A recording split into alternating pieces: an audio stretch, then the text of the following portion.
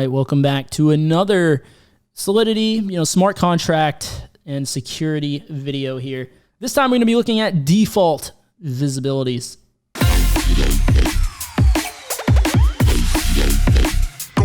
What's up, guys? This is elevatecyber here. And let's get right into this one. So this one's pretty straightforward. It's not nearly as complex as the delegate call stuff we're looking at in the previous video in the series. So yeah, don't worry. This one is pretty simple to understand. Basically, functions in Solidity have visibility specifiers that dictate which functions are allowed to be called, or how functions are allowed to be called, I guess I should say.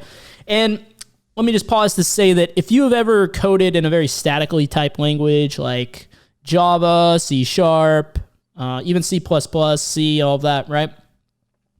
You might be familiar with these visibility specifier keywords like public and private on a function, right? Now, the thing is, there is a default visibility in the Solidity language that is basically, if you don't include one of the keywords public or private, it's automatically going to be considered a public function. So, for example, down here, there's no specifier included with this function, no public or private keyword, right? So it's just going to automatically default to public. So what this actually means is that basically the difference between public and private is if the function can be called internally or both internally and externally, right?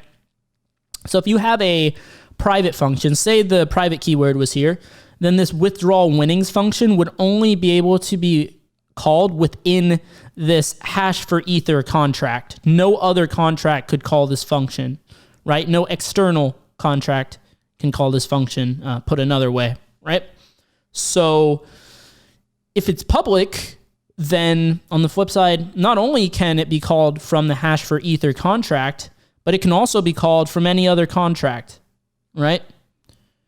And so as you might imagine, if you have a function that should only be called from the contract that you wrote and not someone else's contract for whatever reason, and it's set to public, that could introduce a pretty serious vulnerability.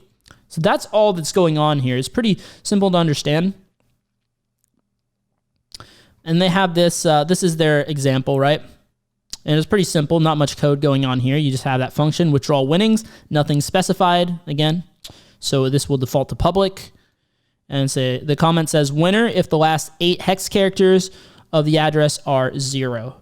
Okay. So they're going to require that the uint32 of message.sender is equal to 0. And then it'll call send winnings, which is this function down here. And it transfers the balance. So pretty simple there, not too much going on in the code. So, but both of these functions are public functions because there was no specification to say otherwise. So it says, unfortunately, the visibility of the functions have not been specified. In particular, send winnings is public, and thus any address can call this function to steal the bounty. So if you look here, right, this is where the logic's going on to determine whether it should call send winnings or not.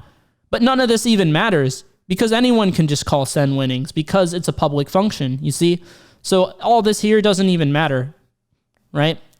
So this should be a private function because we only want the withdrawal winnings function to be able to call this, because we only want this function to be called if this requirement is met, right? If this condition is met. And because it's just a public function, we can just call this function and completely bypass this logic here. So that's the vulnerability, okay? And of course, it's pretty simple to mitigate this. All we have to do to mitigate the vulnerability is to include the private keyword here so that it's not callable externally, right? So here's a real-world example from a parity multi-sig wallet. And let's see. This was the first parity multi-sig hack. About 31 million worth of ETH was stolen. So yeah, this could be pretty costly, as you might imagine, from primarily 3 wallets. A good recap of exactly how this is done. Okay, there's another post you could reference to get even more information, clarification on this. Not going to go through this now, but so you guys know that's available as well. So if you notice these functions, neither of them have specifiers included, right? There's nothing to say, hey, make this a private function. So let's see, there's a bunch of other code up there too, but then say constructor is given number of SIGs required to do protected only many owners transactions, as well as the selection of addresses capable of confirming them. So here we go. There's a bunch of logic happening here. And then constructor just passed the owner array to the multi-own and the limit to day limit. So init multi-owned, init wallet. And so if you notice, like I said, neither of them have their visibility specified. The init wallet function is called in the wallet's constructor, sets the owners for the multi-sig wallet, as can be seen in init multi-owned function. Because these functions were accidentally left public, an attacker was able to call these functions on deployed contracts, resetting the ownership to the attacker's address, being the owner, and the attacker then drained the wallets of all their ether to the tune of 31 million. Yeah, not good.